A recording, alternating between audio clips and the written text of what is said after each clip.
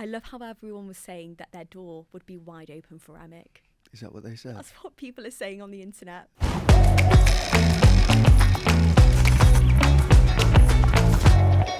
Jack O'Connell, welcome to My Life in Movies. Hey, thank you for having me. Cheers for the popcorn. Help yourself. Will do. Are you a sweet or salty guy? A bit of both. You'll enjoy this then. You've starred in so many incredible projects, which we're going to dive into, but we've got to start off with your first film, This Is England. No biggie. Mate, you that there's Milky, my main man. Puke eating this fat idiot's gadget. You were just 15 when you filmed This Is England. What are your memories of landing that job and auditioning? Well, because of where we trained, it was all very improvisation based. So we did do script stuff, but like 80% of what we did was just improvising. So we all just loved it, and it was very funny a lot of the time, and just kind of it just helped sharpen your instincts a little bit, and that's where Shane came and cast from, and because he'd already cast a room for Romeo Brass there, and Dead Man's Shoes, I think we all knew who Shane was. So yeah, when he came looking for cast members for This Is England, you know, you knew to take it seriously. But yeah, I was a kid. I was Hello, Baba, baby Jack. I was about 14, yeah. It's so funny you mention improvisation though, because there is the most adorable video of you rapping on set. Intro Pukey to the mic. I'm bad enough to make the pigs go on strike. Oh yeah. Do you remember the rap? That rap exists on the internet. Real rap, man. Real rap. Listen, the life, I didn't choose this life. You know? It chose you. You and Lil Timmy Real Tim rap. should get together, do a collab. Timmy Tim. Timothy Chalamet, he has a background in rap. Right. It could happen. You know, listen, that was real rap though. Oh yes. Back then. Oh, that was serious rap. Real lyrics. Absolutely. Can you From the remember any streets. of the lyrics? I've got no. Oh yeah. Yeah, I can. Yeah. Better not. It was a moment in time. Oh, come on! You know what? Well, the moment that Stephen Graham kicks you out of the car in that film, brutal. And what an incredible person to learn from as well. Was there anything that Stephen taught you on that film that's always stayed with you? Just his demeanour, I guess. Just him like easily the first time I'd ever experienced an actor like Stephen just rock up and do what it takes in order to deliver a performance like that. It's a lot of the stuff that happens off camera. You know, it'd be hard for me to isolate just one. It's just more about the grand scheme of things that you're able to witness, which is I suppose why learning on the job is such a the lessons are like you can't replicate that. Who's been a real mentor to you in this industry? Steve, definitely. I think working with Michael Caine a little later after that, and you know, the old guard as well, like Finney, Sir Tom, Courtney. Their careers just mean the world to actors like myself who don't necessarily get to go to drama school, but they are great examples of people coming from, you know, Peter O'Toole, coming from outside of London, if you will, and having these enormous careers, both in film and on the stage. It's invaluable what that means to an actor like me. Absolutely. And to see Stephen get his Golden Globe, just amazing. It's phenomenal, yeah. It fills me with joy and pride to say that I know him. 100%. Lil Timmy. You're going to have to Google him I'm going to have to, yeah. Honestly, it's impressive stuff. Have you heard his lyrics? Are they better than mine? It's close. I won't lie. We should get you to do a rap battle. Hey, listen, I kind of left that in the past. He's highbrow now. Please just say it's okay. Bristol's Most Wanted, everyone's fave, Cook. I mean, what a cast. Nick Holt, Daniel Kaluuya, Dev Patel. And you're all some of the most loved actors of this generation now. How proud do you feel to have witnessed everyone's rise? Big time, man. It just reminds you how special a thing to be part of that was, that moment in time. British culture, the story that we had to tell then, what was happening in music, fashion, film, TV, it all kind of found its way into Skins somehow. You know, I don't think there's a show like it today. And on reflection, it just felt like a really, you know, identifiable period in British culture. So yeah, very, very proud to have been a part of it, and I'm not surprised to see everyone do so well. No show does unhinged teenagers like Skins. Is there a particular memory or a scene that will always stay with you? I think it was that mad first one in season 4, just one shot, and it was just on your way into a messy nightclub rave, and just utter debauchery on your way in. Yeah, I remember shooting it, and that shot doesn't end so well. Someone falls off the balcony, and you know. Classic. Man, that's the beginning of that season. I remember all of the girls at school wanting to be like Effie. Really? Yeah, but yeah, That's an icon right there. Yeah. You know? Looking back at Teenage Jack, is there anything that you really cringe at? Good God, yeah. That made me cringe. Yeah. Oh, I really don't know. I would have to look deep within in retrospect. And I'm just sort of not there at the moment. That's not where I am right now. He's personally. highbrow, as I said. It's impossible not to love and root for Cook, though, because even though he's a bit of a dick, you brought this charm. What do you think Cook would be doing now? Well, in the redo, we sort of left him. He was drug dealing around Manchester. He'd be a podcaster. Yeah. He'd be a podcaster, YouTuber, influencer. 100%. He's got good chat, though, so I feel like that would work well for him. Most definitely. Yeah. I hope he's sharing a gatto with someone. That's what I hope for him. And it's hurting me, because Cook needs a love too. But Skins is such an iconic British show. Do you remember the turning point of realising people know me now and going out in public won't be the same? Because it was huge. So, yeah, I think Skins in particular, yeah. I mean, we started in Bristol. Skins was known, but we weren't. So the same places we'd kind of frequent in season 3 while we were shooting it. By the time we went back there in season 4, this is just out and about, you know. There was a different vibe. So I guess it was a real sort of indicator into how things had sort of shifted for us. And we were all so young. We were all just kids. Yeah. What are the most common things people come up to you saying now about Skins? Are there any lines that people quote at you? I mean, there's a lot of gatto chat. Yeah. No, less lines. Listen, if people come up to me and want to chat about Cook, I love what that sort of means for the legacy of the show and what we were up to at the time, you know. Hence, you know, I'm really, really ultimately very, very proud of what we were getting up to then. We're not dying! I got good news and bad news. A film that broke me, Unbroken. Teaching Angelina, Queen of My Heart Jolie, to say, "A up me duck," must be a career high. She taught herself. Did she? Yeah. How did you find out that she knew about it? Unless I just said it to her without knowing one time. But yeah, she just had it down. I don't know. Is that how she spoke to you on set?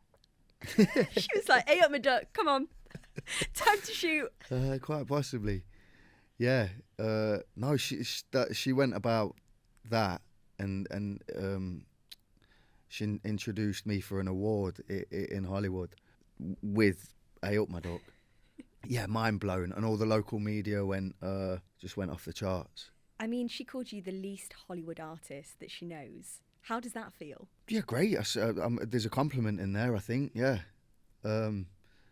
Yeah, I sort of see what she's getting at there, for sure. Was there a particular note that she gave you whilst filming that will always stay with you?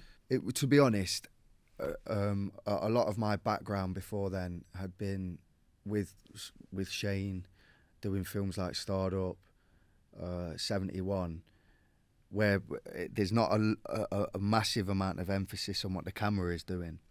And with Unbroken, it was Roger Deakins that was director of photography.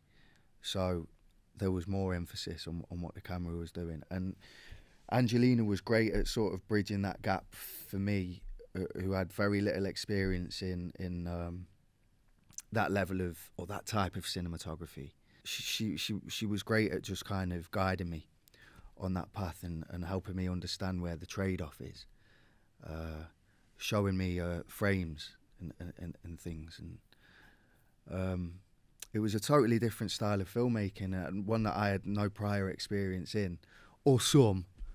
So yeah, she had her work cut out there casting me. You can do this, Lou. You just gotta believe you can. I mean, your running puts Tom Cruise to shame in that film. Really? 100%. So I can rap better than Timothy Chalamet, and I can run better than Tom Cruise. What can't you do? This is all right. I might keep this up. Seriously, what can't you do? What are you bad at? Cartwheels. I can't cartwheel anymore. It's a sad day when you lose the ability I can't to cartwheel either. Can you not? No. Jonathan Bailey actually told me I need to train up my legs so we can cartwheel together. He can still cartwheel, I He bet. can cartwheel. Bastard. Yeah. Bastard indeed. You're a prisoner of war, Ken. I can't say this. What it says about America, it's not true. But you won the BAFTA Rising Star for Unbroken. What are your memories of attending your first award ceremony and having to speak to a whole room of icons? Because that must be daunting. Proper daunting. I suppose I got a let off it being the Rising Star award. There wasn't like an expectation for a great long speech, perhaps. That was certainly my take, rightly or wrongly. So I just went up there and winged it. Thanked who I needed to thank, which was Ian Smith. Yeah, just went up there and winged it. So the treatment, is it like a pill or... We'll be doing an oral cranial puncture. Sorry, what? I don't think I'll ever forgive you and Liv Cook for emotionally destroying me with Little Fish. So heartbreaking.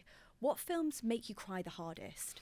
Ooh, what did I cry at? It was quite recent. Oh no, that was Oasis. You cried at the Oasis concert? Yeah.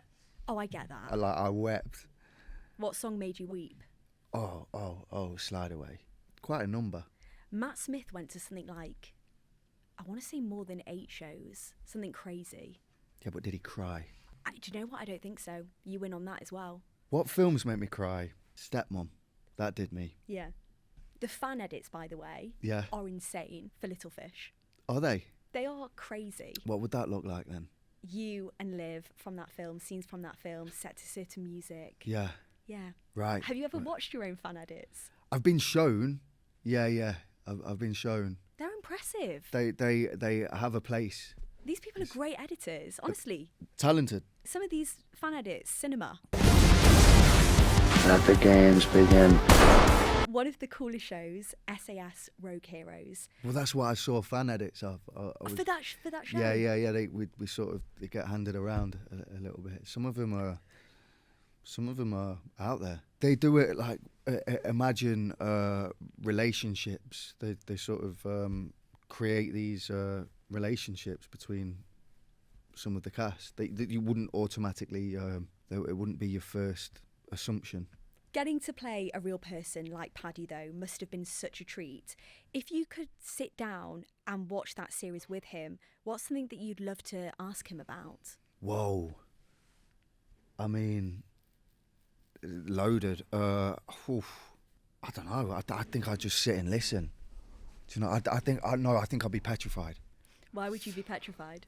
I mean, just the stature of the man.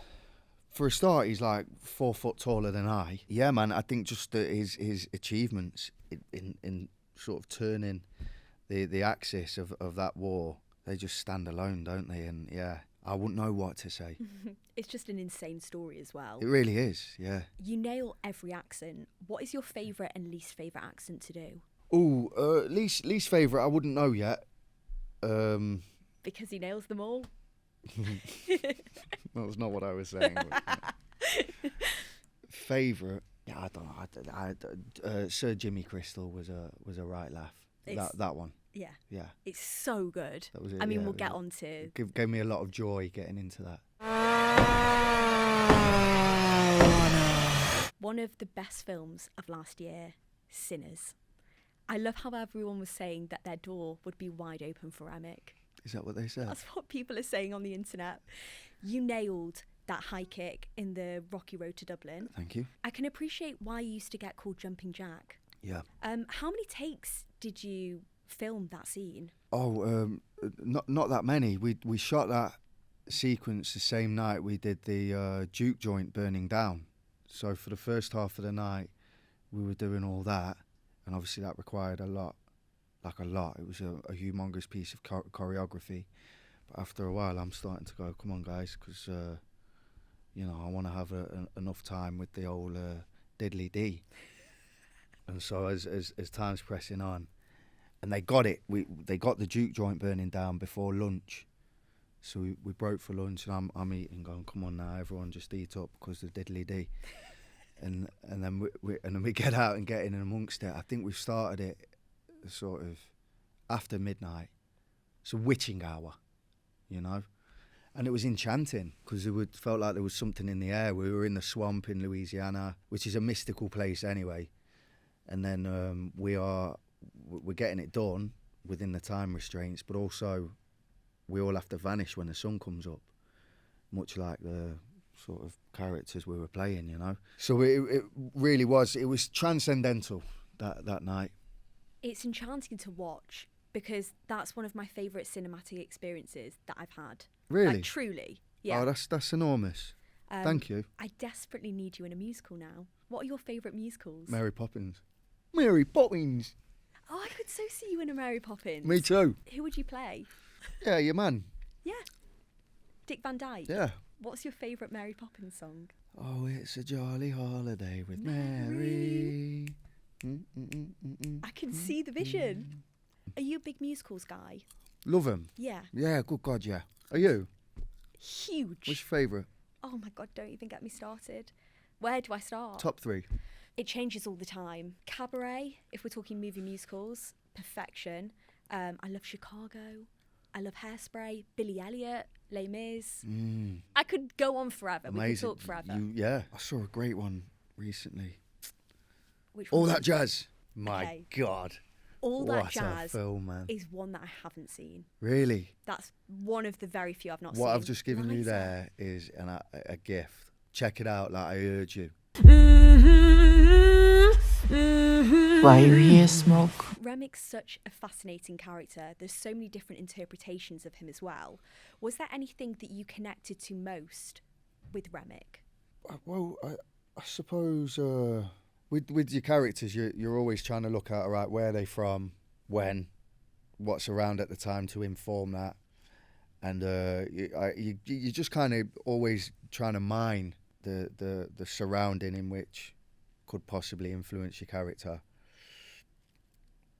I liked inventing using a bit of a walk for him. I guess his dialect. And once you have those two factors in there, you can sort of be a little bit more led. And I also got to work with these amazing prosthetics with like Mike Fontaine and his team, who were all at the top of their game. So not only do they look amazing, but they function well too. So, when half the face was ripped apart and I've got these big, horrible, gangly fingers, it's giving you stuff. So that's great to connect to. A pain in the bum when you're trying to use a toilet. Oh, I can imagine. But it's interesting. You need assistance. You need someone to walk you to the loo and back. But it's interesting when you're playing a villain like Remig, because you've got to find reasons to sympathise and love him. Yeah. But that's great writing. Will do that as well.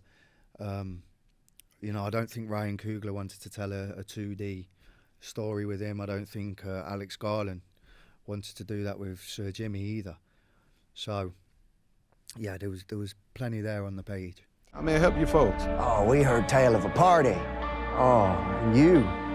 Must be that voice I heard from out here. Well, Remig's now in the Vampire Hall of Fame.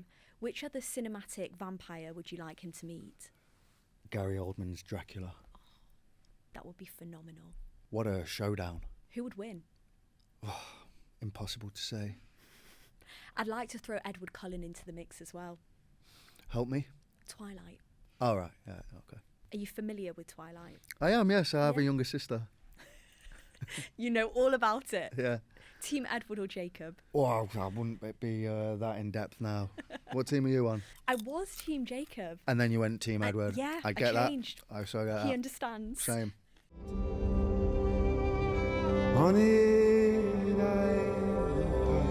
But Remy's having to play a character to almost blend in and disguise himself. Have you ever felt the need to fit in, especially in an industry like this? Wow. Yeah, I guess, yeah, there is, of course. You know, fish out of water sometimes, trying to navigate it for sure. Yeah, there of course is that pressure. I think like with any job, there is that sort of thing. So I think like for me, what I get off of is the work and just being on set and being on a schedule that's grueling and, you know, even being a bit exhausted and in the pissing vinegar is what I'm referring to, and where it's a little bit uncomfortable and letting that inform your work. It really is quite. It's just an amazing kind of visceral place to find yourself in. I prefer being there. Trying to predict the future is a discouraging and hazardous occupation. 28 years later, The Bone Temple. I seriously mean it when I say I haven't stopped thinking about your performance in this film. Oh, that's great, Liv. It's Thank phenomenal. You. Brilliant. Are you prepared for Sir Lord Jimmy Crystal to become one of the most iconic villains in cinema? Oh my God! I mean, if you know, I'm thinking about some of my favourite performances when you say that, and if I am uttered in anywhere near the same breath, then absolutely my head will fall off. You know. I really believe it's going to happen. Honestly, which on-screen villains terrified you the most growing up, though? Because you gave me very serious nightmares in this. Scar. Oh, from The Lion King. At first, yeah. I guess he probably first gave me the heebie-jeebies. It's funny because now people really like Scar. I mean, really like. There's a lot of Scar fan edits. Oh, no way. Is he hip now? Yeah. No way. People fancy Scar. Scar's back. Yeah, Scar's back. Love He's that for back, him. Baby. Who else is there growing up? Oh, like what? The child catcher in Chitty Chitty Bang Bang. Didn't see that. You've never seen Chitty Chitty Bang Bang? Nah. What's Shredder in? Teenage Mutant Ninja Turtles. Yeah. He gave me the heebs. I think there's a lot of fan edits for those turtles as well.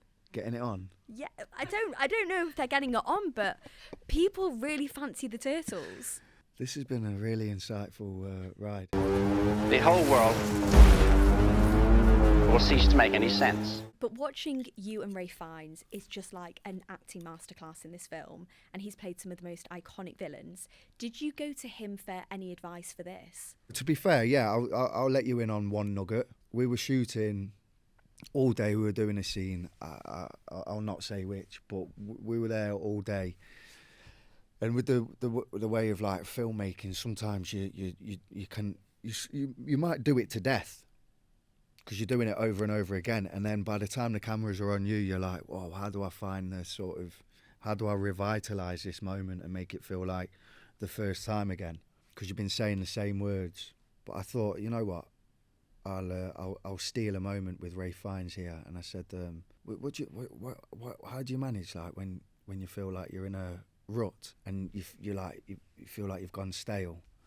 He went, "I don't know." He said, "I suppose you just hope to catch a current."